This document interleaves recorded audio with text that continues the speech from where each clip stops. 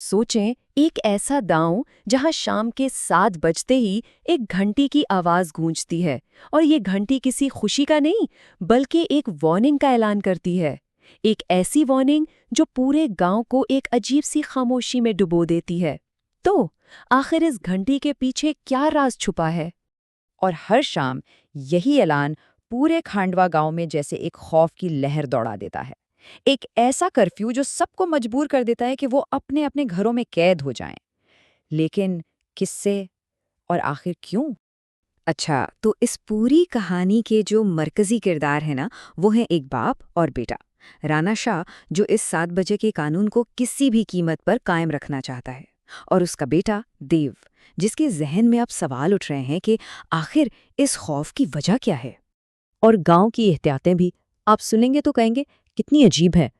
खिड़कियों पर जो पर्दे हैं ना, वो सिर्फ उन चीजों से छुपने के लिए नहीं है, बल्कि इसलिए हैं कि कोई गलती से भी उन्हें देख न ले। क्योंकि कहते हैं कि उन्हें देखना मतलब सीधा सीधा मौत को दावत देना है। तो एक शाम जब खौफ बिल्कुल अपने उरूज पर था, देव से एक गलती हो गई। उसने एक उसूल तोड़ दिया। उसने पर्दा हटाकर बाहर झांक लिया, और जो कुछ उसने देखा वो शायद उसने कभी ख्वाब में भी नहीं सोचा था। जरा एक लम्हे के लिए सोचे, देव खिड़की से पर्दा हटाता है और बाहर कौन खड़ा है? उसकी अपनी माँ, जो उसे अपनी तरफ बुला रही है। लेकिन यहाँ एक बहुत बड़ा मसला है। मसला ये है कि उसकी माँ नंदिनी को तो मरे हुए 7 महीने हो चुके हैं। वो जो नंदिनी की शिबी है, वो उससे इल्तिजा करती है, उसे यकीन दिलाने की कोशिश करती है। देव का दिल और दिमाग दोनों एक जंग में फंस जाते हैं। वो अपने बाप पर यकीन करे या अपनी माँ की आवाज़ सुने। और आखिर में देव का दिल जीत जाता है। वो दरवाज़ा खोल देता है, लेकिन बाहर घप अंधेरे के अलावा कुछ भी नहीं था। इससे पहले कि वो कुछ समझ पाता, उसके बाप राणा शाह ने उसे अंदर खींचा और दरवाज़ा बंद कर दिया। लेकिन नंदिनी की आवाज़ अब भी बाहर से आ रही थी, और इस बार पहले से भी ज्यादा करीब। अगली सुबह तक राणा शाह समझ गया था कि बस अब बहुत हो गया। वो सच को और नहीं छुपा सकता। उसे देव को वो खौफनाक हकीकत बतानी ही पड़ेगी जो 7 महीने पहले उस रात हुई थी। राणा शाह बताना शुरू करता है कि उस रात वो लोग शहर से गांव देर से वापस आए थे। सुबह के 4 बज रहे थे और गांव का हर दरवाज़ा बंद था। उन्होंने एक पुरानी लावारिस बस में पनाह ले ली। लेकिन फिर नंदिनी को एक बच्चे के रोने की आवाज़ सुनाई दी। वो एक माँ थी। आवाज़ का पीछा करते हुए बाहर निकल गई, और यही उसकी ज़िंदगी की सबसे बड़ी गलती साबित हुई। राणा शाह ने बताया कि ये मखलूक़ात आखिर हैं कौन? ये हैं बाशिंदे, मतलब गांव के ही मरे हुए लोगों की बेचैन रूहें, जो अब रात में जिंदा इंसानों का शिकार करती हैं।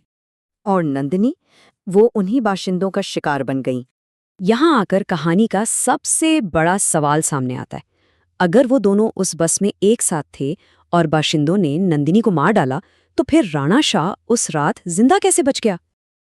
अब इस सवाल का जवाब राणा शाह के पास तो नहीं था, लेकिन गांव में एक ऐसा शख्स था जिसे सब नज़रअंदाज करते थे, और जवाब उसी के पास था।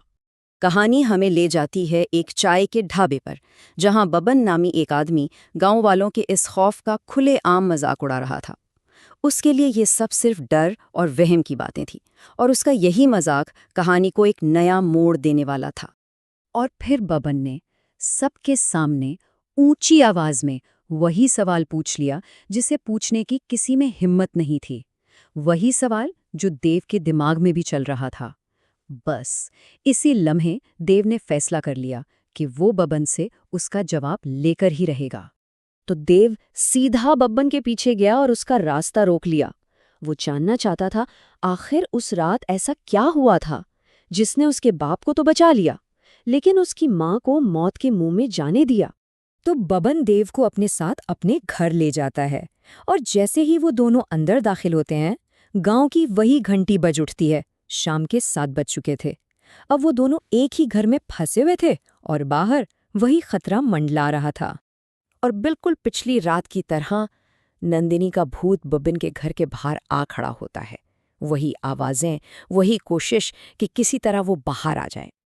देव घबरा कर पूछता है, ये अंदर क्यों नहीं आ रही? दरवाजा खुला है, लेकिन वो भूत दहलीज पर ही खड़ा है, जैसे कोई अनदेखी दीवार उसे अंदर आने से रोक रही हो।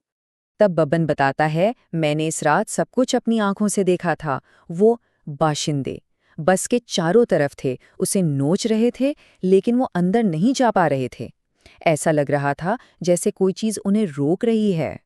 तो अगले दिन जब सब कुछ शांत हो गया, बबन से रहा नहीं गया।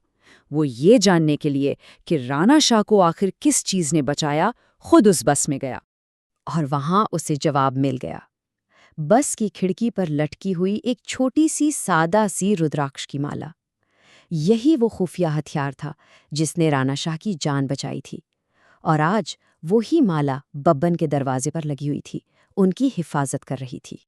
तो ये था सारा राज।